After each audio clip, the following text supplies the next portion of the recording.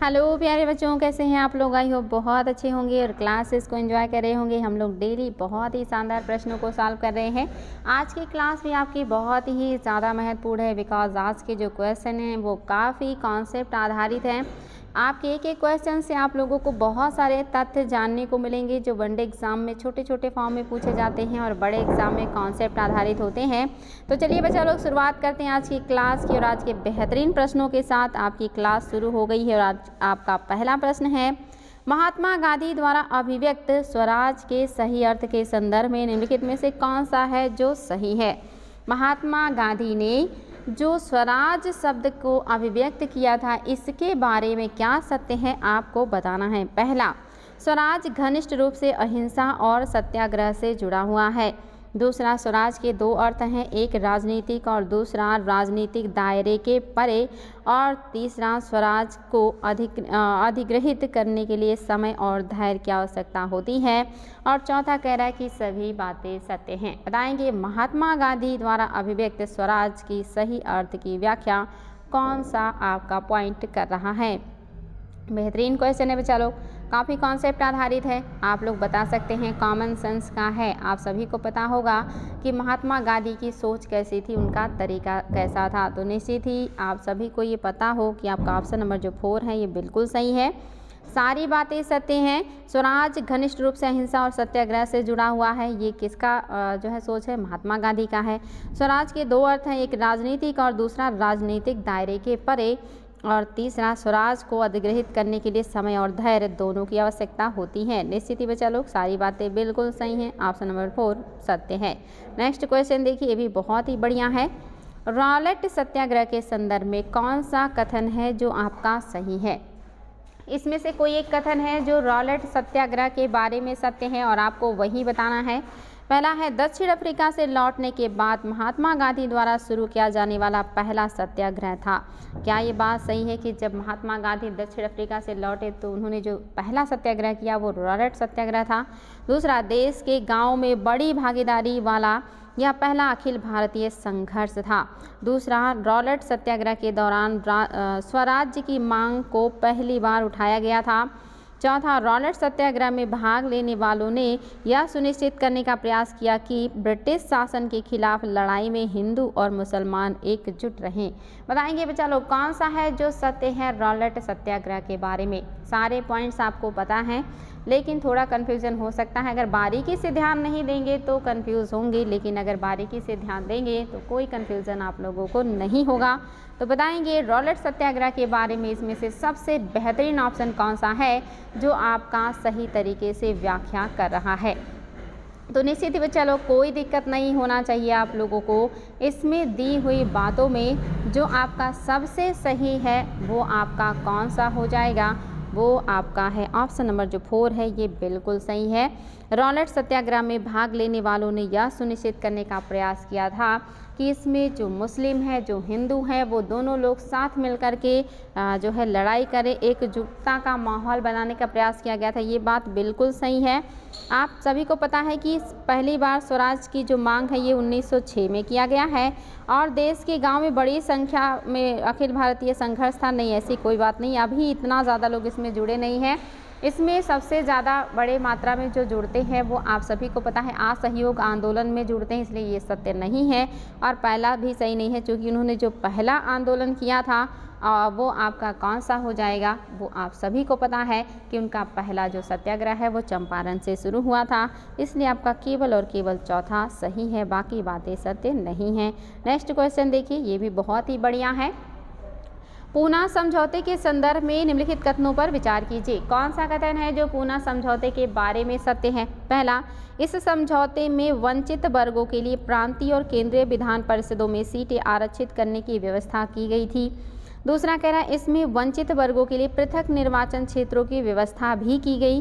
तीसरा कह रहा है दोनों बातें सत्य हैं और चौथा कह रहा है कि कोई भी सही नहीं है। अब आप बताएंगे कि पूना समझौता के बारे में कौन सी बात है जो सत्य है, और आप सभी को ये पता होगा, आप लोग पढ़ चुके हैं, रिपीटेड प्रश्न है, लेकिन अगर ध्यान नहीं देंगे तो गलती हो जाएगी। इसी वजह से आपको बार बार रिवीजन भी कराया जा रहा है ताकि आप लोगों को पूरा कॉन्फिडेंस आए और आप लोग कॉन्फिडेंस के साथ प्रश्नों को सॉल्व कर सकें। तो बच्चा लोग, आपका कौन सा सही है? केवल और केवल आपका पहला सही है। दूसरा क्यों गलत है? वंचित यानी कि जिन्हें दलित कहा जाता है, ऐसे लोगों के लिए पृथक निर्वाचन क्षेत्रों की व्यवस्था नहीं की गई है, बल्कि पृथक निर्वाचन क्षेत्रों के विरोध में ही तो ये समझौता हुआ है। उनको आरक्षण देने की बात की गई है, आरक्षित की गई उनके लिए सीटें, प्रांतों में भी और केंद्रीय विधानसभाओं में भी आरक्षित किया गया है। लेकिन वो जो वोट करेंगे वो कैसा होगा? सामान्य निर्वाचकों की तरह ही वो मतदान करेंगे, उनको मतदान करना था। दूसरा सही नहीं है, पहला बिल्कुल सही है। नेक्स्ट क्वेश्चन देखिए, असहयोग आंदोलन के संदर्भ में कौन सा कथन है जो सत्य है? आपको ये बताना है। असहयोग आंदोलन के बारे में क्या सही है, आपको ये बताना है। पहला, भारतीय राष्ट्रीय कांग्रेस द्वारा शुरू किया गया था और बाद में खिलाफत कमेटी ने इसे अपना लिया। दूसरा कह रहा है, असहयोग कार्यक्रम के तहत सम्मान वापस लौटाना, कानूनी न्यायालयों का बहिष्कार करना, विदेशी कपड़ों और सरकार से संबंधित स्कूलों व महाविद्यालयों का बहिष्कार किया गया था। और तीसरी कह रहा है कि दोनों बातें बिल्कुल सही हैं, और चौथा कह रहा है कोई भी सही नहीं है। तो बताएंगे बच्चा लोग क्या है जो असहयोग आंदोलन के बारे में सत्य है? बहुत ही महत्वपूर्ण प्रश्न है और मुझे पता है इसमें आप लोग फंसेंगे, क्योंकि आप लोग इतनी बारीकी से चीज़ों को देखते नहीं हैं। तो याद रखिएगा, आपका केवल और केवल दूसरा सही है।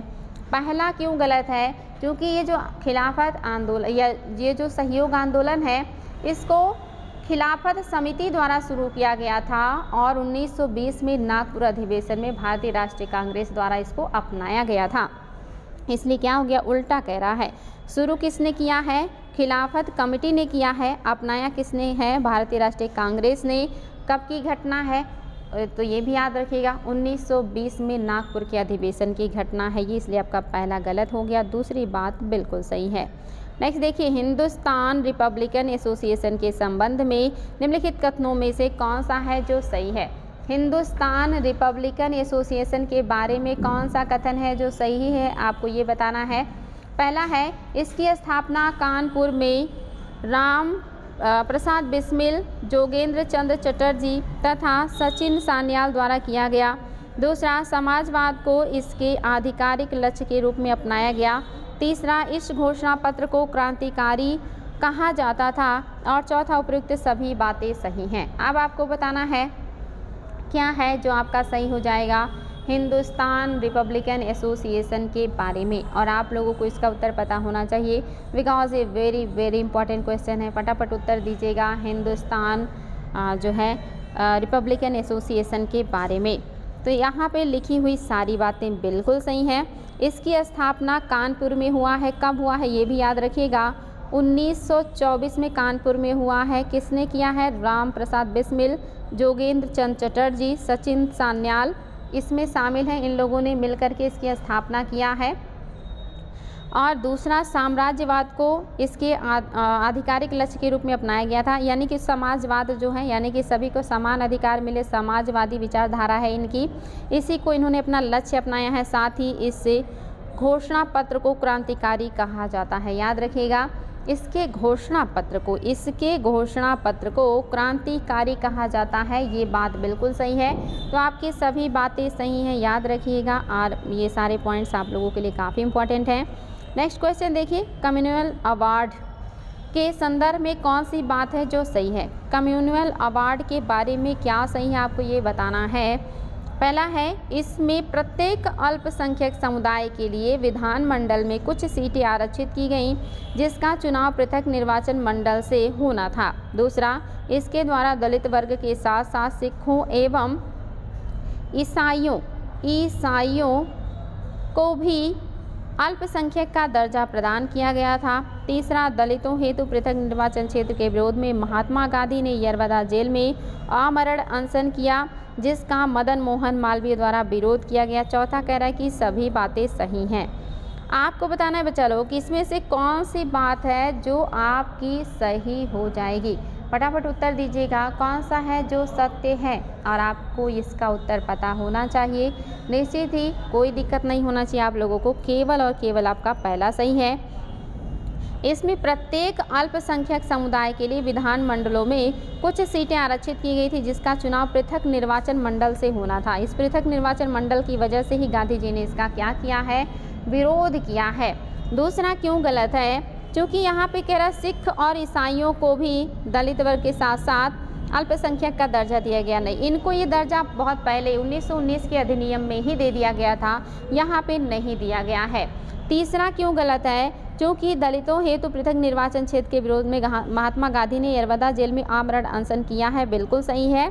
लेकिन मदन मोहन मालवीय, राजेंद्र प्रसाद, इन सभी के प्रयास से महात्मा गांधी और अंबेडकर जी के बीच में पूना पैक्ट हुआ था, तो यहाँ पे इनका सहयोग है, महात्मा गांधी के सपोर्ट में है, ये उनके खिलाफ नहीं है। इसलिए आपका क्या हो गया, ये गलत हो गया, क्योंकि यहाँ पे मदन मोहन मालवीय, राजेंद्र प्रसाद और राजगोपालाचारी के ही प्रयासों से अंबेडकर और गांधी के बीच पूना पैक्ट संपन्न हुआ था। तो ये विरोधी नहीं है बल्कि गांधी के समर्थक हैं।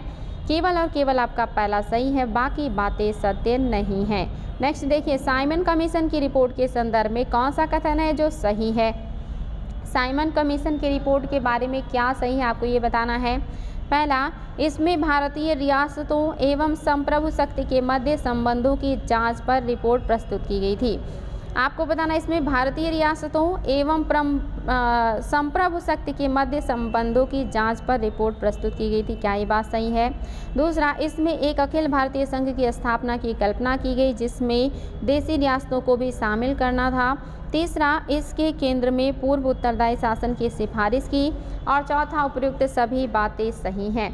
बताएंगे साइमन कमीशन के संदर्भ में आपका कौन सा है जो कि सत्य हो जाएगा। फटाफट उत्तर दीजिएगा बच्चा लोग, क्या है साइमन कमीशन के बारे में जो सही है।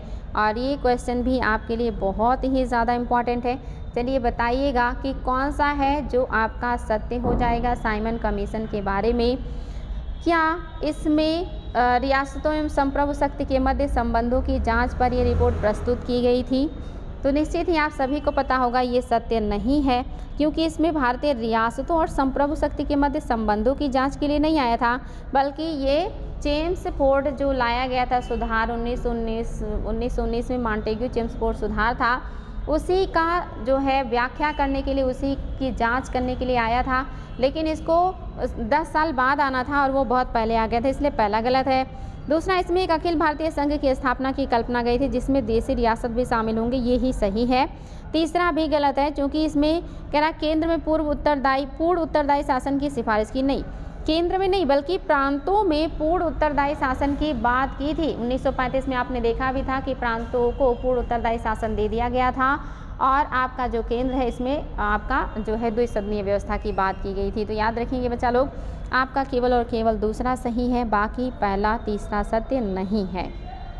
नेक्स्ट, भारत छोड़ो आंदोलन के संदर्भ में कौन सी बात है जो सत्य है, आपको ये बताना है। पहला, इसे अखिल भारतीय कांग्रेस समिति ने मुंबई अधिवेशन में पेश किया गया। दूसरा, आंदोलन का पहला भाग अपनी प्रकृति में शांतिपूर्ण था, जबकि दूसरा भाग हिंसापूर्ण था। तीसरा कह रहा दोनों बातें सही हैं, और चौथा कह रहा कोई भी सही नहीं है। तो आपको बताना है कि आपका कौन सा है जो कि सत्य हो जाएगा। फटाफट उत्तर दीजिएगा बच्चा लोग, सत्य क्या है, इसमें से आपको सत्य कथन बताना है। चलिए देखते हैं आप लोग सही उत्तर बता पाते हैं कि नहीं, क्योंकि ये बहुत ही ज़्यादा इम्पॉर्टेंट है और आप सभी को इसका उत्तर पता होना चाहिए कि दोनों बातें बिल्कुल सही हैं। इसने अखिल भारतीय कांग्रेस समिति के मुंबई अधिवेशन में पेश किया गया था, बिल्कुल सही है। और ये आंदोलन पहले शुरुआती भाग में, पहले भाग में क्या है, अहिंसक है, शांतिपूर्वक है, लेकिन दूसरे भाग या पार्ट में क्या हो गया है, हिंसक हो गया। रेलवे ट्रैकों को उखाड़ा गया, जो आपके डाक तार है इनको तोड़ दिया गया। इस तरह से दूसरे पार्ट में क्या हो गया, हिंसक हो गया था। पहले पार्ट में कैसा था, अहिंसक था। तो दोनों बातें बिल्कुल सही हैं। नेक्स्ट, स्वतंत्रता पूर्व अवधि के दौरान आयोजित तीनों गोल मेज सम्मेलन के संदर्भ में कौन सा कथन है जो सही नहीं है। स्वतंत्रता पूर्व अवधि के दौरान आयोजित तीनों गोल मेज सम्मेलनों के संदर्भ में कौन सा कथन है जो सत्य नहीं है। पहला, महात्मा गांधी तथा अन्य कांग्रेसी नेता तीनों सम्मेलन में भाग लिए। दूसरा, रैमसे मैकडोनाल्ड ने दूसरे गोलमेज में सम्मेलन की समाप्ति पर सांप्रदायिक पुरस्कार की घोषणा की। तीसरा, तृतीय गोलमेज सम्मेलन की समाप्ति पर अंग्रेजों ने श्वेत पत्र जारी किया। चौथा कह रहा कोई भी गलत नहीं है, यानी कि सभी सही हैं। आपको बताना है कि जो आपकी स्वतंत्रता अवधि के पहले जो 3 गोलमेज सम्मेलन हुए उनके बारे में क्या सत्य नहीं है। आपके सामने ऑप्शंस हैं और आपको उत्तर दे देना है बच्चा लोग। बहुत ही आसान है, आप लोगों को इसमें कोई दिक्कत होना ही नहीं चाहिए। निश्चित ही आप सभी को इसका उत्तर पता होगा कि आपका क्या सत्य नहीं है। पहला नहीं सत्य, सभी को पता है कि तीनों गोलमेज सम्मेलन में कांग्रेस भाग नहीं लेती है, बल्कि केवल और केवल द्वितीय या सेकंड में शामिल हुई थी। दूसरा बिल्कुल सही है, सांप्रदायिक पंचायत आया था द्वितीय गोलमेज सम्मेलन के समय, और तृतीय के बाद इन्होंने क्या किया है, श्वेत पत्र जारी किया है। तो ये सारी बातें सही हैं, केवल और केवल पहला सत्य नहीं है। नेक्स्ट देखिए, गांधी जी के संदर्भ में निम्नलिखित तथ्यों में से कौन सा सही है। गांधी जी के बारे में कौन सी बात है जो सही है, आपको ये बताना है। पहला, नेताजी सुभाष चंद्र बोस ने उन्हें महात्मा की उपाधि दी थी। दूसरा, ब्रिटिश साम्राज्य के प्रति उनकी निष्ठा के लिए उन्हें मानद नाइटहुड की उपाधि से सम्मानित किया गया। तीसरा, उन्होंने प्रथम विश्व युद्ध के दौरान अंग्रेजों को बिना शर्त समर्थन दिया। चौथा, कोई भी सही नहीं है। अब आपको बताना है कि महात्मा गांधी के बारे में कौन सी बात है जो सही है। काफ़ी आसान है, बिल्कुल कॉन्सेप्ट आधारित है, कहानी की तरह चीज़ें आप लोगों को पता हैं, तो आप लोग इसको बहुत आसानी से उत्तर दे सकते हैं। ऐसे प्रश्न बहुत आसान होते हैं क्योंकि ये कॉन्सेप्ट आधारित होते हैं, जो हमें मोस्टली सॉल्व करने में दिक्कत नहीं होता।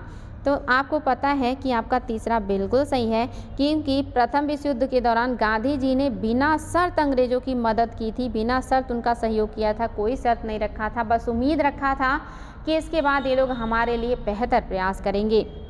पहला गलत है, क्योंकि नेताजी सुभाष चंद्र बोस ने उनको राष्ट्रपिता कहा था। महात्मा की उपाधि तो चंपारण सत्याग्रह के बाद रविन्द्रनाथ टैगोर ने दिया था।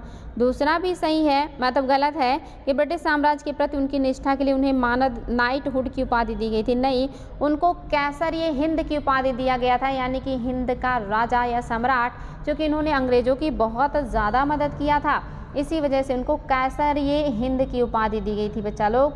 और आप याद रखिएगा, जो नाइटहुड की उपाधि दी गई है, ये क्वेश्चन भी कई बार आया है कि नाइटहुड की उपाधि किसे दिया गया था, तो ये तो रविन्द्रनाथ टैगोर को दिया गया था, जिन्होंने जलियांवाला बाग कांड के बाद इसको वापस लौटा दिया था। याद रखिएगा, रविन्द्रनाथ टैगोर। नेक्स्ट देखिए, और कभी कभी आता है कि कार्यकारिणी से इस्तीफा किसने दिया था 1919 में, तो शंकर नायर ने इस्तीफा दिया था, ये भी याद रखिएगा। वर्ष 1937 के प्रांतीय चुनाव के संदर्भ में कौन सी कथन है जो सही नहीं है। 1937 के प्रांतीय चुनाव के बारे में क्या सत्य नहीं है बच्चा लोग, आपको ये बताना है। पहला है, पहली बार प्रांतीय विधानसभाओं के चुनाव भारत सरकार अधिनियम 1935 के अंतर्गत आयोजित किए गए थे। दूसरा, मुस्लिम लीग को किसी भी प्रांत में पूर्ण बहुमत प्राप्त नहीं हुआ। तीसरा, संयुक्त प्रांत में कांग्रेस की मदद से मुस्लिम लीग ने एक संयुक्त सरकार बनाई। और चौथा, कोई बात गलत नहीं, यानी कि सभी सही हैं। अब बताइए बच्चा लोग, क्या है जो सत्य नहीं है 1937 के प्रांतीय चुनाव के बारे में। और ये भी आपका काफ़ी कुछ क्लियर होगा, क्योंकि इस पर भी हम लोग डिस्कशन कर चुके हैं कि कांग्रेस को 11 में से 5 प्रांतों में बहुमत की सरकार बनाने में सफलता मिली थी, और 1937 की सरकार 28 महीने की थी। सारी बातें डिस्कस हो चुकी हैं। सत्य जो नहीं है वो आपका तीसरा नहीं है, क्योंकि संयुक्त प्रांत में कांग्रेस को पूर्ण बहुमत मिली थी, इनको मुस्लिम लीग के साथ गठबंधन करने की ज़रूरत नहीं पड़ी थी, इसलिए गलत है। पहला बिल्कुल सही है कि ये जो चुनाव हुआ था ये अधिनियम 1935 के अंतर्गत आयोजित किया गया था, और मुस्लिम लीग को कहीं भी पूर्ण बहुमत प्राप्त नहीं हुआ था। बहुत कम वोट ये सभी जगह प्राप्त कर पाई थी, खास करके जैसे पंजाब हो गया, बंगाल हो गया, ऐसे क्षेत्रों में इनको मिला था, लेकिन वोट बहुत कम मिला था, ये कहीं भी पूर्ण बहुमत में नहीं आ पाए थे। तो बच्चा लोग, आपको पता है कि तीसरा सत्य नहीं है। नेक्स्ट देखिए, बेहतरीन प्रश्न है, भारत में होम रूल लीग आंदोलन के संबंध में निम्नलिखित कथनों पर विचार कीजिए। कौन सा कथन है जो सही है, आपको बताना है। पहला है, यह इतालवी एकीकरण आंदोलन से प्रेरित था। दूसरा है, इसका उद्देश्य संवैधानिक साधनों के माध्यम से स्वराज प्राप्त करना था। तीसरा है कि दोनों बातें सही हैं, और चौथा है कि कोई भी सही नहीं है। फटाफट उत्तर दीजिएगा। कि आपका क्या है जो सही हो जाएगा होम रूल लीग आंदोलन के बारे में, और आप सभी को इसका उत्तर पता होना चाहिए। बहुत ही बेहतरीन क्वेश्चन है, आसान भी है, क्योंकि आप लोग पढ़े हैं इस वजह से आसान है। केवल और केवल आपका दूसरा सही है। पहला आप सभी को पता है कि जो एनी बेसेंट है इन्होंने ही भारत में होम रूल आंदोलन शुरू किया, और वो एक आयरिश महिला है, आयरलैंड की है, इटली की नहीं है, इसलिए ये गलत हो गया। दूसरा बिल्कुल सही है, इसका उद्देश्य संवैधानिक साधनों के माध्यम से स्वराज प्राप्त करना था, तो दूसरे में कोई दिक्कत नहीं है। लेकिन पहला आपका क्या हो गया है, गलत हो गया है। सत्य कथन केवल और केवल दूसरा है। नेक्स्ट देखिए, बढ़िया क्वेश्चन है ये भी। स्वराज पार्टी के संदर्भ में कौन सी बात है जो सही नहीं है, आपको ये बताना है। बताएंगे बच्चा लोग। पहला है, इसमें भारत सरकार अधिनियम 1935 के बाद स्थापित किया गया। क्या इसको 1935 के बाद स्थापित किया गया था? दूसरा, इसमें CR दास, मोतीलाल नेहरू शामिल थे। तीसरा, पार्टी के प्रयासों से नमक शुल्क में कमी आई और कपास पर उत्पादन शुल्क समाप्त किया गया। चौथा, कोई भी गलत नहीं है, यानी कि सभी सही हैं। आप बताएंगे बच्चा लोग। बहुत ही शानदार प्रश्न है, देखते हैं आप लोग उत्तर बता पाते हैं कि नहीं। हालांकि बहुत इजी है, बिल्कुल कोई दम नहीं है इस क्वेश्चन में, क्योंकि कह रहा कौन सा सही नहीं है, तो आप सभी को पता है पहला सही नहीं है, क्योंकि आप लोग पढ़ चुके हैं। इसकी स्थापना 1923 में हुई है, 1935 तो बहुत बाद की बात है। पहला मतलब दूसरा बिल्कुल सही है, CR दास हो गए, मोतीलाल नेहरू हो गए। इसके अलावा आप देखेंगे कि जो है इनके साथ साथ विट्ठल भाई पटेल भी शामिल थे, और एक आदमी और भी थे जिनका नाम था हकीम अजमल खान।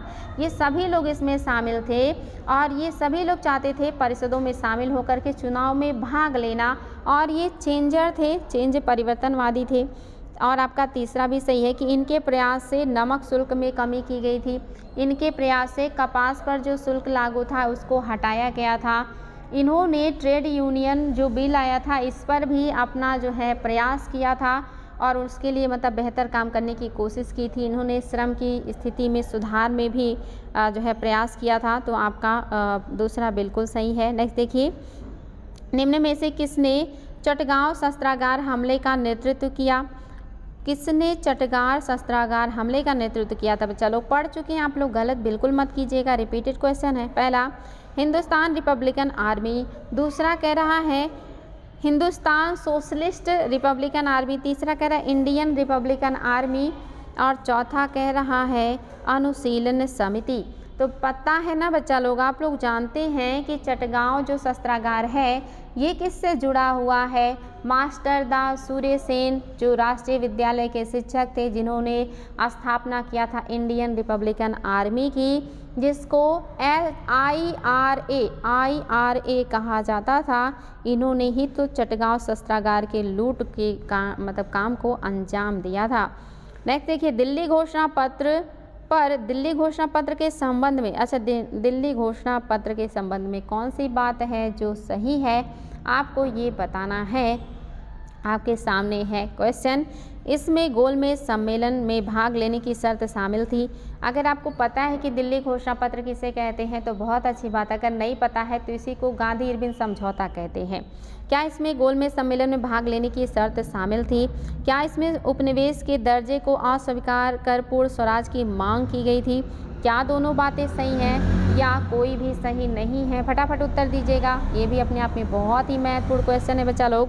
निश्चित ही दिक्कत नहीं होना चाहिए सॉल्व करने में, क्योंकि अभी तक के क्लासेस से आपको बहुत कुछ क्लियर हो चुका है। अगर आप लोग कंसंट्रेट रहते हैं और चीज़ों को गंभीरता से समझते हैं तो आपका पहला बिल्कुल सही है कि इसमें गोलमेज सम्मेलनों में भाग लेने की शर्तें शामिल थी कि किन शर्तों पे शामिल होंगे आप।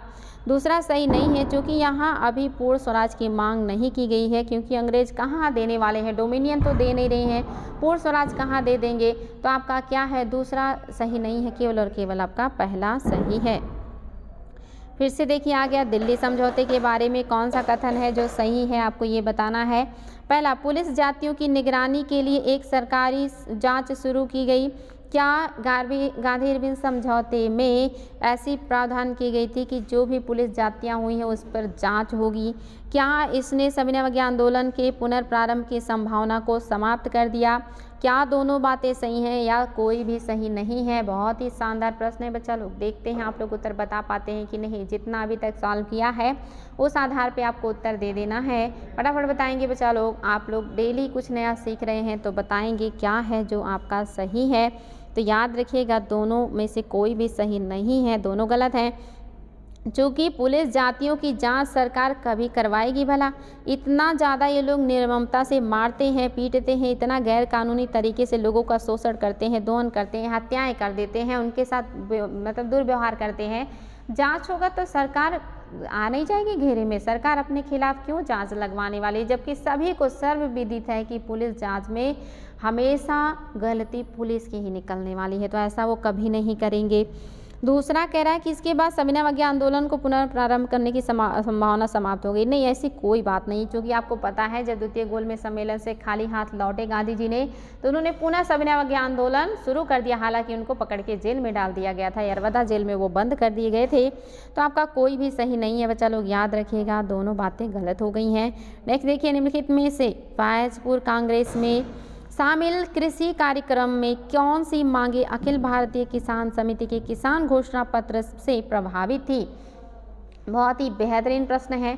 आपको बताना है फैजपुर कांग्रेस जो कि 1936 की बात कर रहा है, 1936 में कृषि कार्यक्रम की कौन सी मांगे अखिल भारतीय कृषक या किसान समिति के किसान घोषणा पत्र में शामिल हैं या प्रभावी हैं? पहला, भू राजस्व और लगान में 50% की कमी।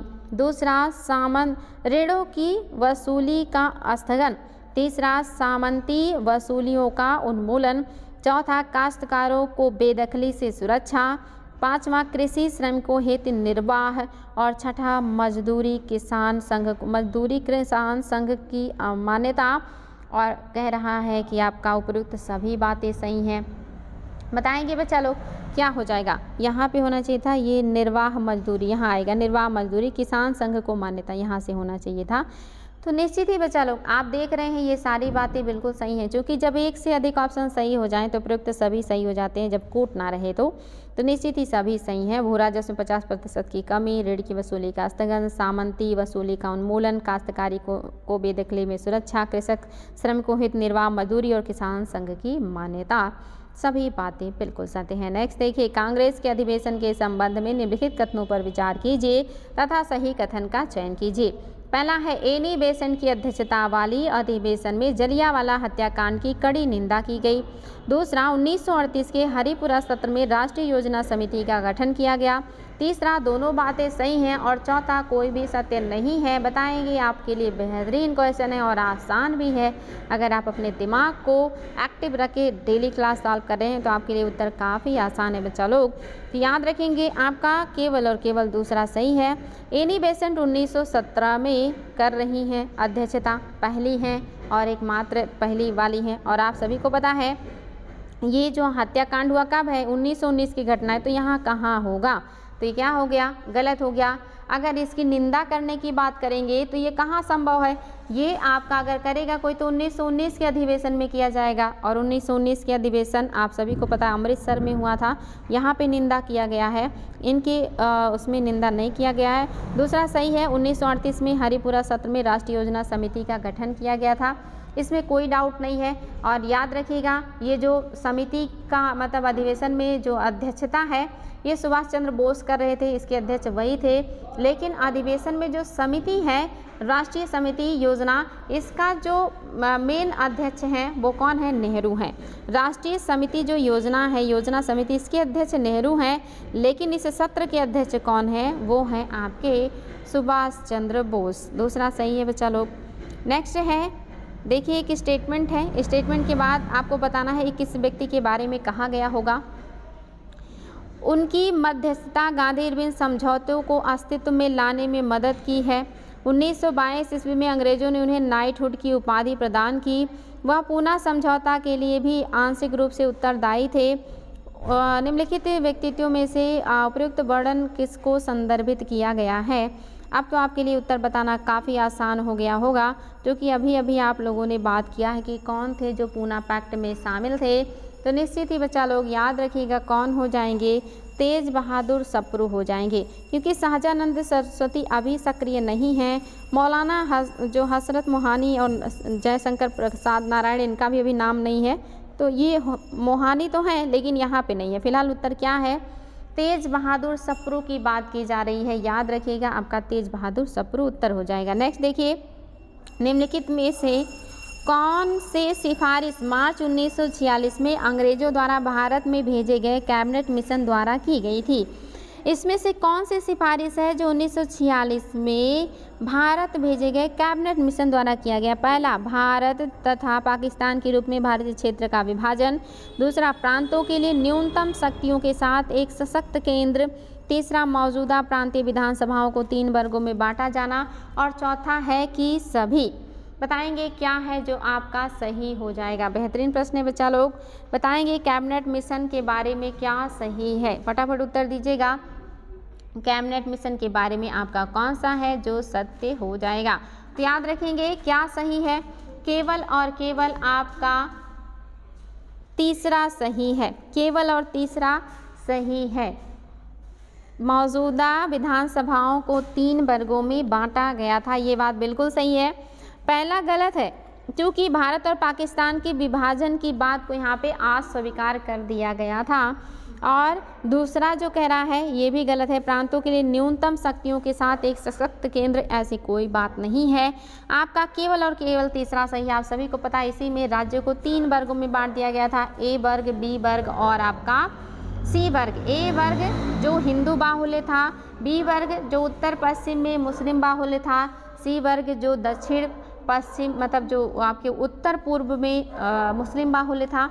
इस तरह से इसी को का, खा और गा में भी कह सकते हैं, बांटा गया था बच्चा लोग। तो तीसरा सही है, दूसरा सही नहीं है, जो कि आप सभी को पता होना चाहिए कि यहाँ पे कहा गया कि जो केंद्र है उसको कम शक्तियाँ दिया जाए और प्रांतों को ज़्यादा शक्ति दी जाए। यहाँ पे उल्टा कह रहा है, केंद्र को कह रहा ज़्यादा शक्ति और प्रांतों को न्यूनतम, इसलिए गलत हो गया। अब यहाँ पे कहा जाने लगा कि केंद्र में कम शक्ति रहे, यानी कि अब वायसराय के पास पावर कम हो, प्रांतों को शक्तियाँ ज़्यादा दिया जाना चाहिए। तो केवल और केवल तीसरा सही है बच्चा लोग। आज का देखिए नेक्स्ट क्वेश्चन, और ये भी बेहतरीन क्वेश्चन है।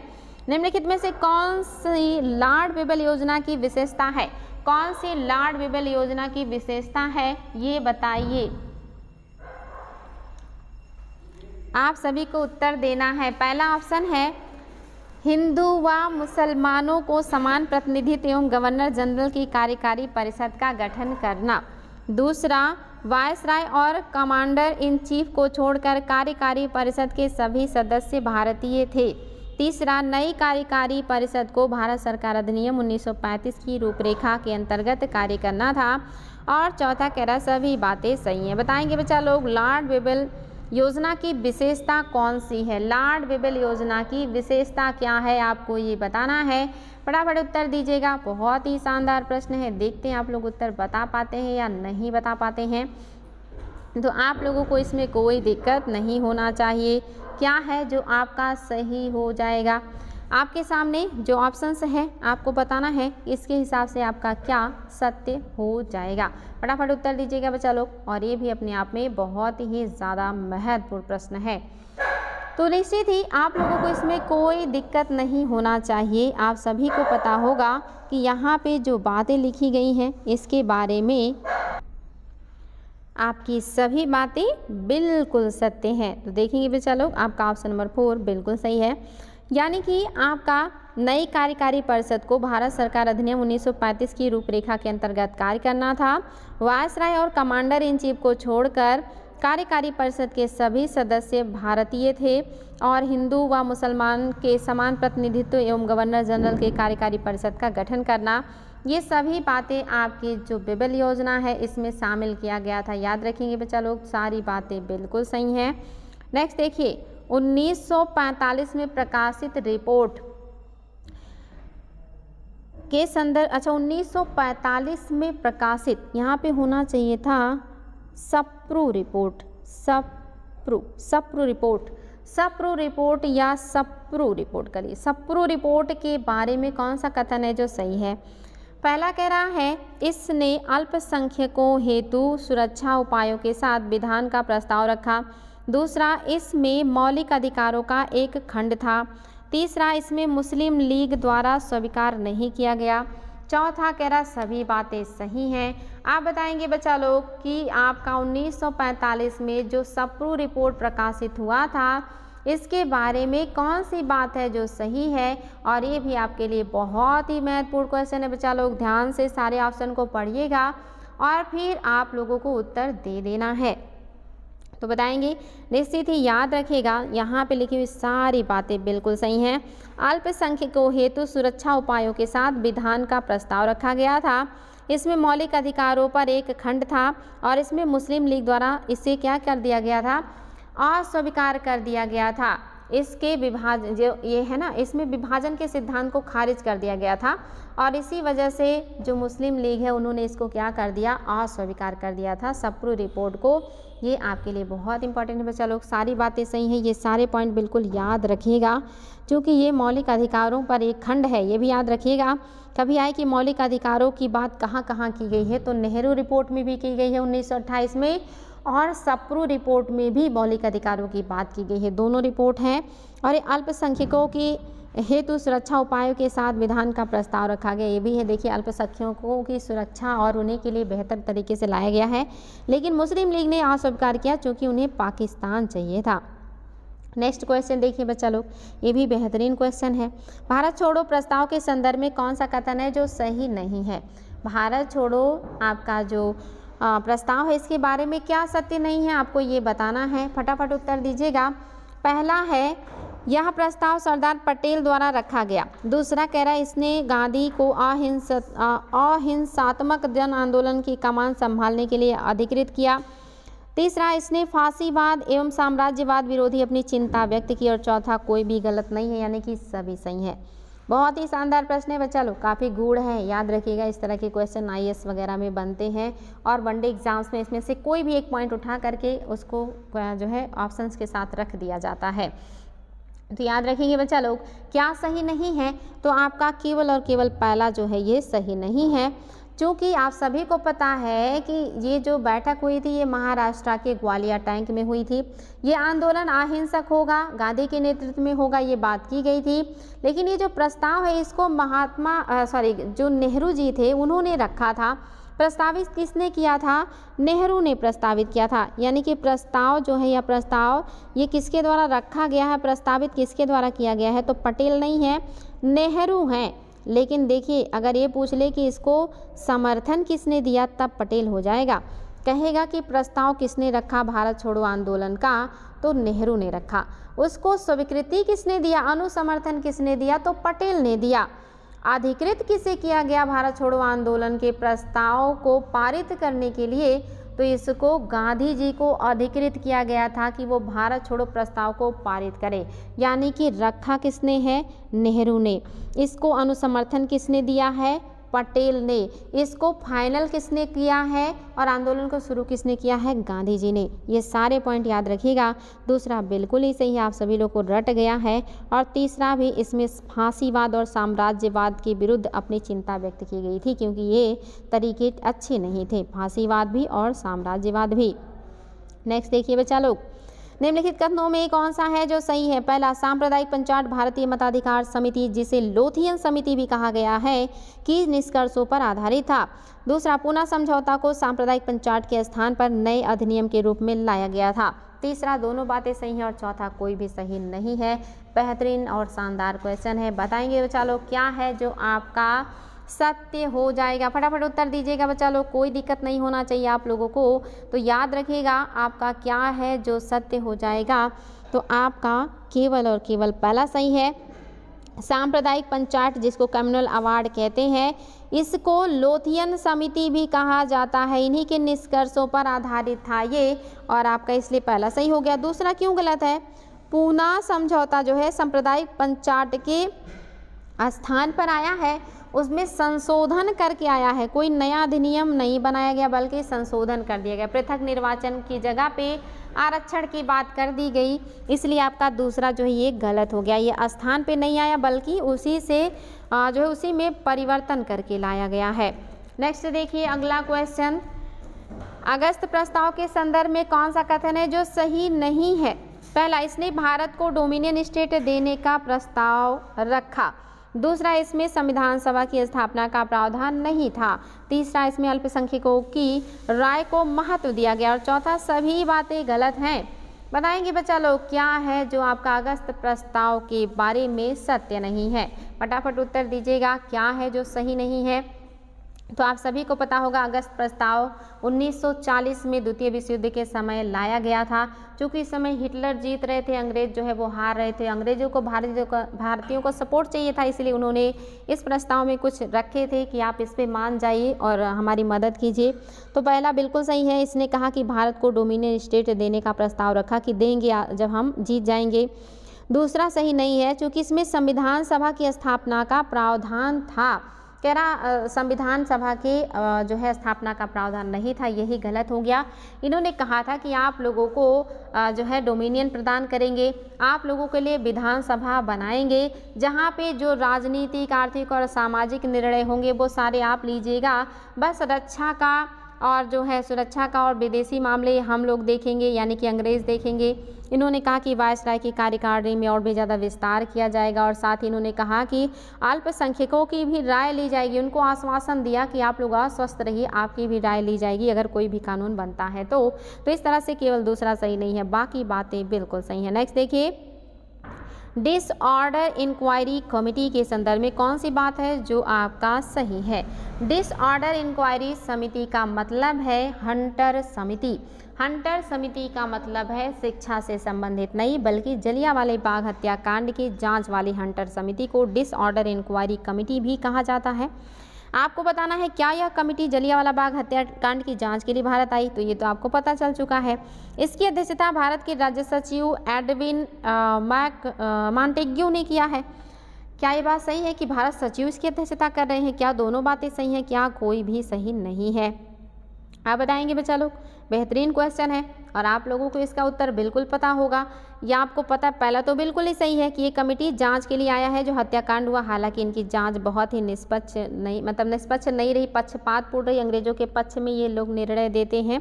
दूसरा गलत है, इसकी अध्यक्षता तो मिस्टर हंटर कर रहे हैं ना, सचिव थोड़ी करेंगे। इतना बड़ा अधिकारी है वो, ऐसे काम के लिए क्यों जो है नियुक्त होगा? नेक्स्ट देखिए, फिनिक्स फॉर्म की स्थापना किसने किया? ये तो आज का सबसे आसान क्वेश्चन है और आप सभी को इसका उत्तर पता होगा क्योंकि ये तो आप लोग कई बार सॉल्व कर चुके हैं। निश्चित ही बच्चा लोग विदाउट ऑप्शन बता सकते हैं कि फिनिक्स फॉर्म की स्थापना किसने किया है? महात्मा गांधी ने किया था।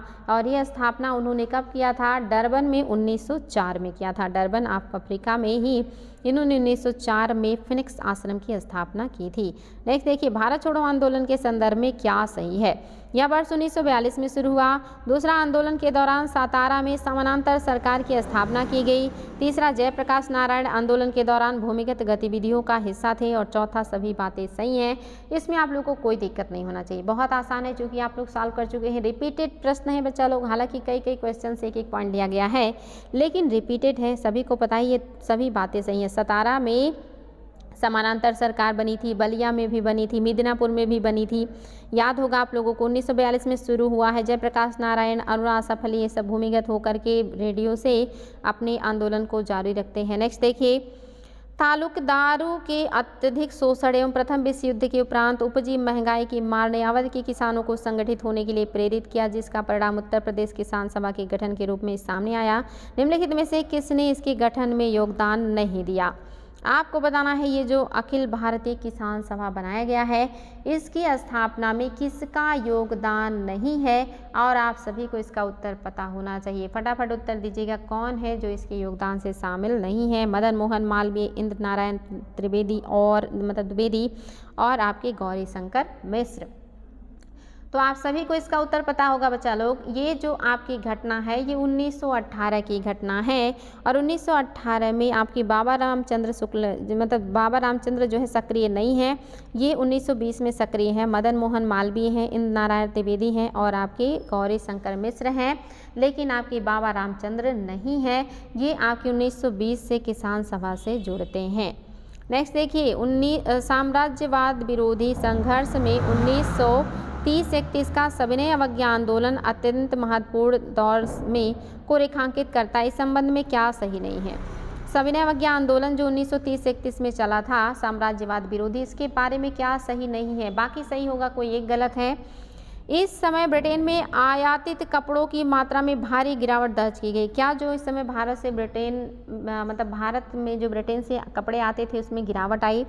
दूसरा, सरकार ने भू राजस्व संबंधी आमदनी में आई कमी को बहुत सीमा तक सिगरेट एवं शराब से प्राप्त राजस्व से पूरा किया। तीसरा, इसमें किसानों, मजदूरों, छात्रों सहित विभिन्न सामाजिक वर्गों को राजनीतिक रूप से जागरूक बनाया। इसमें राष्ट्रीयता के प्रति झुकाव पैदा किया गया। इस आंदोलन में विधानसभा के चुनाव का बहिष्कार अत्यंत प्रभावी तरीके से किया गया। अब आपको बताना है बच्चा लोग क्या है जो सही नहीं है। तो निश्चित ही आप लोगों के लिए काफ़ी शानदार प्रश्न है और थोड़ा सा उलझ भी सकते हैं, लेकिन इसको याद कर लीजिएगा, ये चीज़ें आपको बहुत ही ज़्यादा मदद करेंगी। दूसरा सही नहीं है, क्योंकि इस समय सरकार को बहुत नुकसान हो रहा था। ये आंदोलन की वजह से उनको भू राजस्व में बहुत ज़्यादा जो है कमी आई थी और इसकी कमी वो पूरा नहीं कर पाए कहीं से भी, ना शराब से, ना अफीम से, ना भू राजस्व, हर जगह से इनको नुकसान हुआ। भू राजस्व में भी कमी आई, अफीम से भी इनको कम फायदे हुए, शराब की दुकानों पे धरने देने की वजह से शराब की बिक्री से भी कम लाभ हुआ। तो इस समय इन्हें भू राजस्व में काफ़ी हानि हुई थी। ये सत्य जो है ये कह रहे पूरा किया, पूरा नहीं कर पाए। इतना आसान थोड़ी था इतना बड़ा जो है हानि पूरा कर लेना। पहला बिल्कुल ही सही है, विदेशी कपड़ों का आयात जो है वो प्रभावित हुआ, इससे भी नुकसान हुआ। किसानों, मजदूरों और छात्र ने सभी वर्गों ने इसमें जो है राष्ट्रीयता के प्रति झुकाव पैदा हुआ है, बिल्कुल सही है। और यहाँ पे बहिष्कार जो है ये अपने आप में बहुत प्रभावी तरीका था। विधानसभाओं के चुनाव का बहिष्कार जो है अत्यंत प्रभावशाली तरीका था इस आंदोलन का। नेक्स्ट क्वेश्चन देखिए, निम्नलिखित में से कौन सा सही सुमेलित नहीं है? आपके सामने है 3 ऑप्शन, इसमें से कौन सा है जो सही सुमेलित नहीं है आपको ये बताना है। पहला है गदर, क्या इसका अच्छा कौन सा जो सही सुमेलित है आपको बताना है, कौन सा है जो आपका सही सुमेलित है। तो पहला कह रहा है गदर, क्या इसको रामपुरी ने स्थापित किया। दूसरा कह रहा है इंडियन पैट्रियाटिक एसोसिएशन, क्या इसको सर सैयद अहमद ने स्थापित किया। तीसरा कह रहा है इंडियन रिपब्लिकन आर्मी, क्या इसके चंद्रशेखर आज़ाद हैं। बताएंगे बच्चा लोग कौन सा है जो सही सुमेलित है, और आप सभी को इसका उत्तर पता होना चाहिए, क्योंकि बहुत सारे जो संगठन हैं इन सब का आप लोगों ने बहुत ही अच्छी तरीके से अध्ययन कर लिया है, तो इसमें आप लोगों को दिक्कत नहीं होना चाहिए। तो बताएंगे क्या है जो आपका सही हो जाएगा। तो आपको पता है कि पहला तो गलत है, बिल्कुल गलत है, क्योंकि गदर पार्टी की स्थापना लाला हरदयाल ने किया था। लाला हरदयाल ने किया था, और ये भी पता होगा कि ये अमेरिका के सैन फ्रांसिस्को में हुआ था, हरदयाल ने किया था, इसलिए आपका ये गलत हो गया।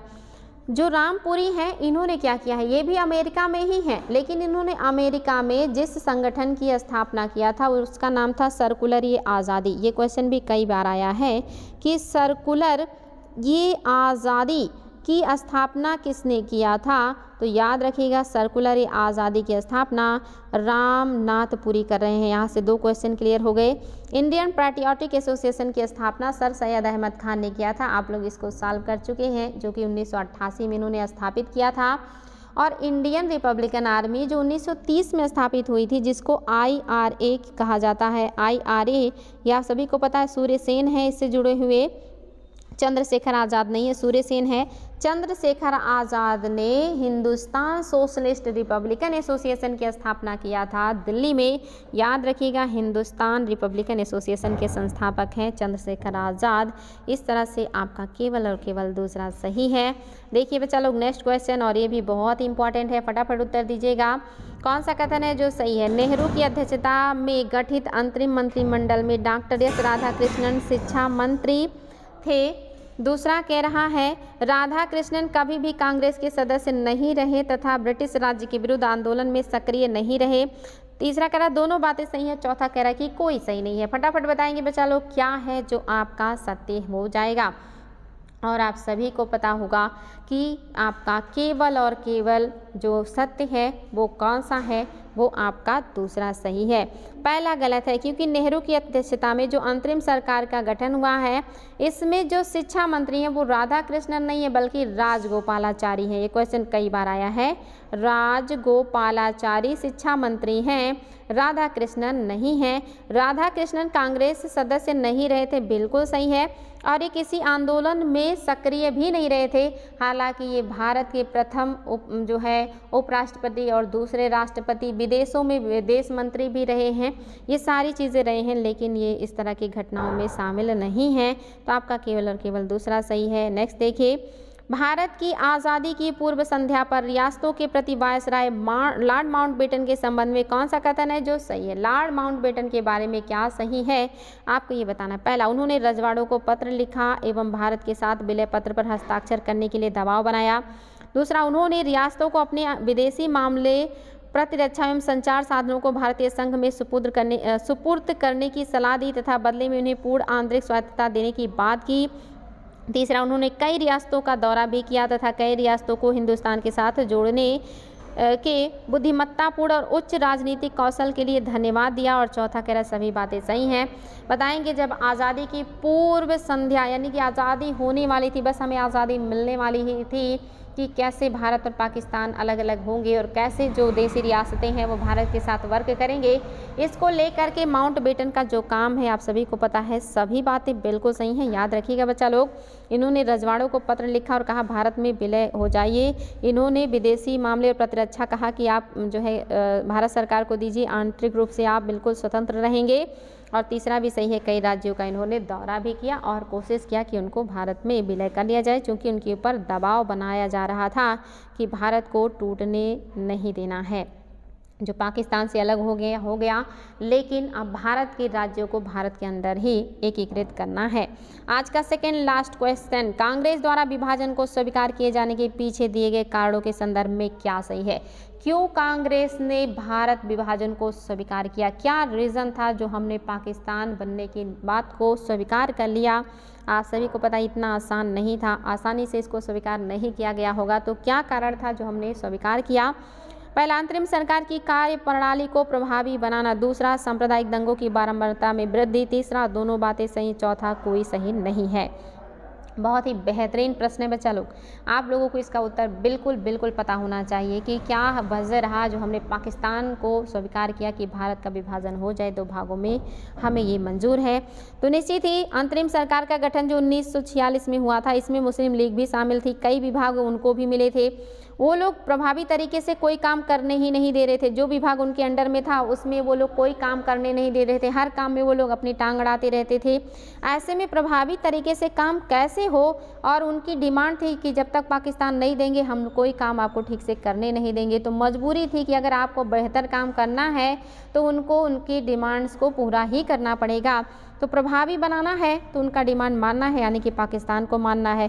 दूसरा, अगर उनकी डिमांड नहीं मानते तो वो लोगों ने फिर से पंजाब, बिहार और आपका बंगाल, इन सभी क्षेत्रों में सांप्रदायिक दंगों को फिर से शुरू कर दिया था, जो कि एक तरीके से बहुत ही दर्दनाक घटना थी। दोबारा से ऐसी चीज़ों को रोकना भी ज़रूरी था, अन्यथा वो फिर और ज़्यादा खतरनाक रूप ले लेता। और उनका बस एक ही डिमांड था कि हमें पाकिस्तान चाहिए। तो ऐसी हालात में पाकिस्तान उनको देना ही पड़ा। तो दोनों बातें बिल्कुल सही है बच्चा लोग, याद रखिएगा, दोनों बातें सत्य हैं। आज का लास्ट प्रश्न है, निम्नलिखित में से कौन सा सही सुमेलित है। बहुत बार एग्जाम में आया हुआ क्वेश्चन है। कह रहा है अल्पसंख्यक उप समिति के जो अध्यक्ष हैं वो HC मुखर्जी थे। दूसरा, मूल अधिकार उप समिति के HC मुखर्जी हैं। तीसरा कह रहा है कि राष्ट्रीय ध्वज के लिए तदर्थ समिति के मुंशी हैं। और चौथा कह रहा है राज्य समिति के पटेल हैं, वल्लभ भाई पटेल हैं। आपको बताना है कि इसमें से कौन सा है जो कि आपका सही सुमेलित है। कोई एक ही सही सुमेलित है, बाकी सही सुमेलित नहीं है। बच्चा लोग बताएंगे क्या है जो आपका सही हो जाएगा। हो सकता है कंफ्यूज हो, लेकिन ये क्वेश्चन बहुत ही ज़्यादा इम्पॉर्टेंट है। हर एग्ज़ाम में क्वेश्चन आया हुआ है कि किसको कौन सा विभाग दिया गया था। याद रखेंगे केवल और केवल आपका पहला सही है। अल्पसंख्यक उप समिति HC मुखर्जी को मिला था। मूल अधिकार जो उप समिति है ये कृपलानी को मिला था, याद रखिएगा कृपलानी को मिला था मूल अधिकार जो है समिति। राष्ट्रीय ध्वज की तदर्थ समिति राजेंद्र प्रसाद को मिला था, ये भी याद रखिएगा राजेंद्र प्रसाद। और राज्य समिति जो है ये नेहरू को मिला था। लेकिन जो प्रांतीय बात करेगा, प्रांतीय तब हो जाएगा आपका पटेल, प्रांत के पटेल हैं, राज्य के और केंद्र के नेहरू हैं, याद रखिएगा।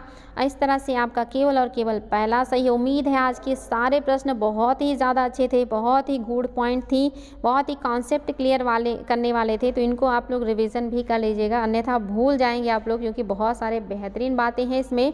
तो उम्मीद है बच्चा लोग अच्छा लगा होगा आज की क्लास और आपके ज्ञान में बहुत ही बढ़ोतरी हुई होगी, कॉन्फिडेंस आया होगा। हम लोग फिर मिलेंगे ऐसे ही बेहतरीन क्वेश्चन के साथ। तो आज के लिए इतना ही, फिर मिलते हैं। आज धन्यवाद आप सभी को। ऐसे ही अच्छे से मेहनत कीजिए और ज्ञान को बढ़ाइए और अपने अंदर कॉन्फिडेंस लेकर के आइए। Thank you so much.